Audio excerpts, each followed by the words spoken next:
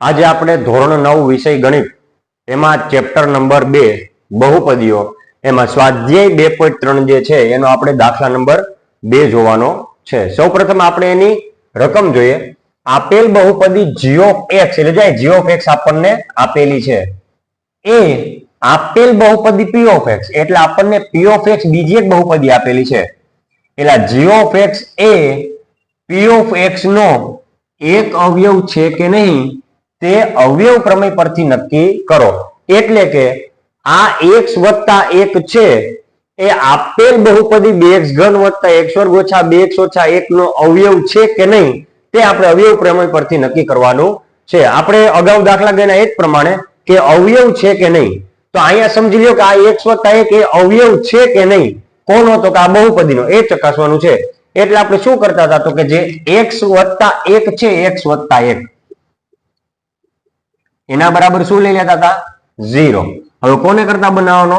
તો કે x ને। હવે x ને કરતા બનાવો તો +1 જમણી બાજુ આવે તો શું થઈ જશે? -1। એટલે કે હવે p of x જે બહુપદી છે, p of x બહુપદી 2x નો ઘન વત્તા x2 ઓછા 2x ઓછા 1 એમાં જ્યાં જ્યાં x છે ત્યાં શું મૂકવાનું? -1। એટલે x ની જગ્યાએ -1 બરાબર 2, x ની જગ્યાએ -1 એનો ઘન વત્તા x ની જગ્યાએ -1 એનો વર્ગ ઓછા 2, x ની જગ્યાએ -1 અને -1। ચાલો હવે 2 એમને હવે જો 1 નો ઘન તો કે 1, અને આપણે અગાઉના વિડીયોમાં શીખેલા છીએ કે માઇનસ ની નિશાની હોય અને એકી ઘાત જવાબ કેમ આવશે? માઇનસમાં, વત્તા 1 નો વર્ગ 1 માઇનસ ની નિશાની 2 કી ઘાત તો જવાબ કેમ આવશે? પ્લસમાં।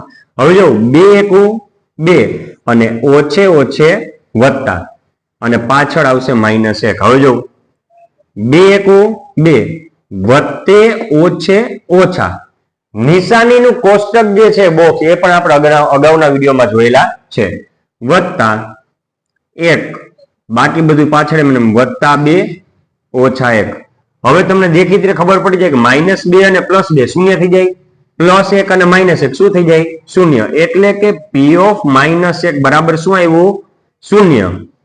નિયમ પ્રમાણે જો જવાબ શૂન્ય હોય તો અવયવ હોય, બરોબર? તો અહીં જવાબ શું આવ્યો? શૂન્ય।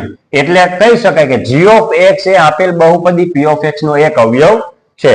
તેથી g of x એ આપેલ બહુપદી p of x એટલે કે x વત્તા 1 આપેલ બહુપદી p of x નો એક અવયવ છે, એક અવયવ છે। હવે તેવી જ રીતે આપણે બીજો દાખલો આપ્યો છે કે જેમાં x વત્તા 2 એ આપેલ બહુપદી p of x નો એક અવયવ છે કે નહીં તે ચકાસવાનું કીધું અવયવ પ્રમેય પરથી। ચાલો તો અહીંયા જે x વત્તા 2 છે એના બરાબર શું લેવાનું? શૂન્ય। હવે કોને કરતા બનાવો? તો કે x ને। તો x ને કરતા બનાવો +2 આ બાજુ જાય તો શું થશે? -2। તેથી x બરાબર -2 એ ક્યાં મૂકવાના?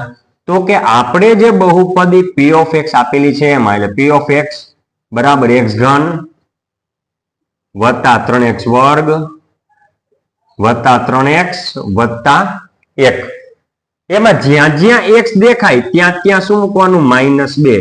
x જગ્યાએ -2 બરાબર x એટલે -2 એનો પાછો ઘન વત્તા 3 x ની જગ્યાએ -2 એનો પાછો વર્ગ વત્તા 3 x ની જગ્યાએ -2 અને વત્તા 1। ચાલો સાદુરૂપ આપીએ। પેલા તો 2 નો ઘન થાય 8, વર્ગ અને ઘન આવડવા જોઈએ। માઇનસ ની નિશાની એકી ઘાત જવાબ આવશે માઇનસમાં। હવે આવશે વત્તા 3 પછી 2 નો વર્ગ 4 માઇનસ ની નિશાની 2 કી ઘાત જવાબ કેમ આવશે?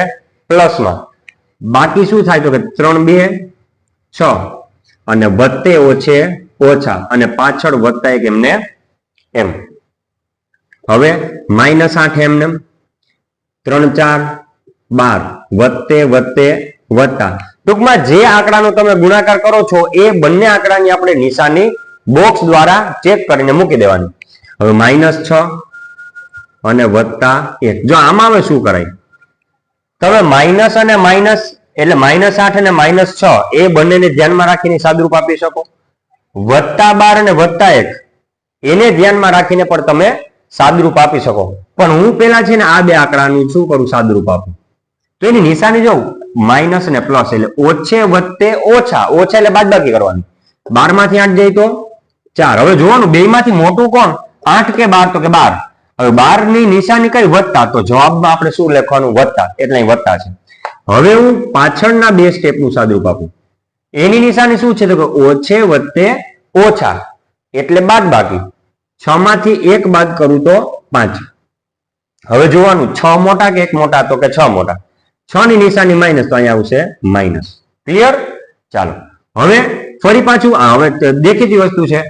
5 માંથી 4 જાય તો 1 અને મોટાની નિશાની 5 મોટા છે નિશાની માઇનસ. -1 જવાબ આવશે. છતાં પણ આપણે જોવું નિયમ અનુસાર જોઈએ. 4 ની નિશાની વત્તા, 5 ની નિશાની ઓછા. તો વત્તે ઓછે ઓછા, ઓછા એટલે કે બાદબાકી. એટલે 5 માંથી 4 જાય તો 1. હવે 4 મોટા 5 મોટા, તો 5 મોટા એની નિશાની માઇનસ, તો કે અહીંયા માઇનસ. તેથી P of -2 બરાબર -1, જે શૂન્ય નથી, જે શૂન્ય જવાબ તરીકે આવ્યો નહીં. એટલે કે શૂન્ય ના આવ્યું પણ જવાબમાં મને -1 આવ્યો. એટલે કે તેથી g of x એ એટલે કે x + 2 એ આપેલ બહુપદી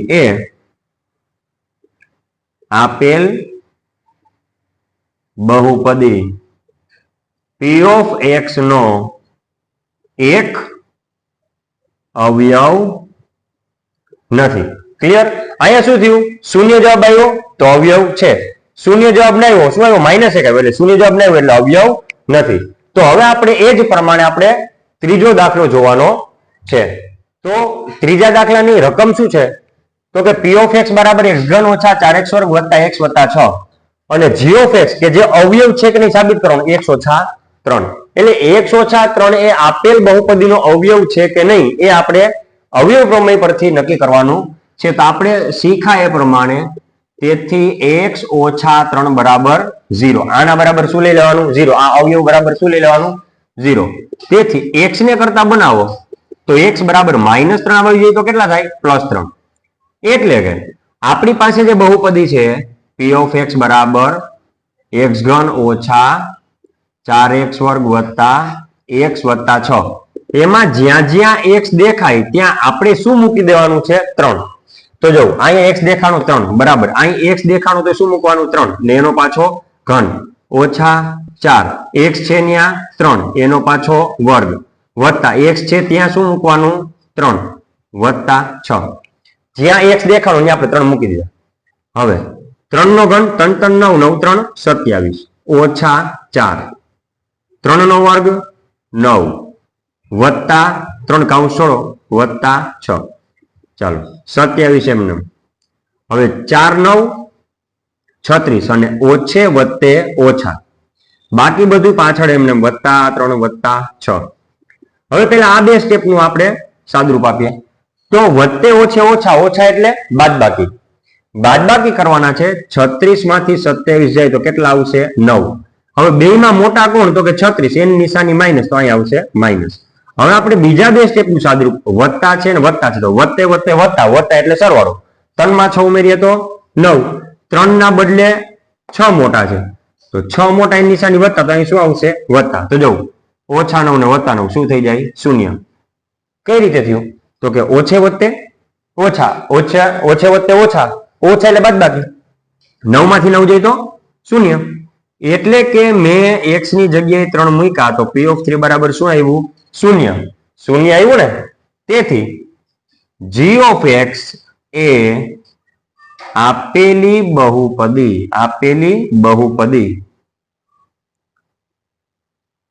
P of x નો એક અવયવ છે. g of x છે ને x - 3 એ આપેલી બહુપદી P of x x3 - 4x2 + x + 6 નો એક અવયવ છે. ચાલો તો આપણે અહીંયા દાખલા નંબર જે 2 છે એ અહીંયા પૂરો કરીએ છીએ.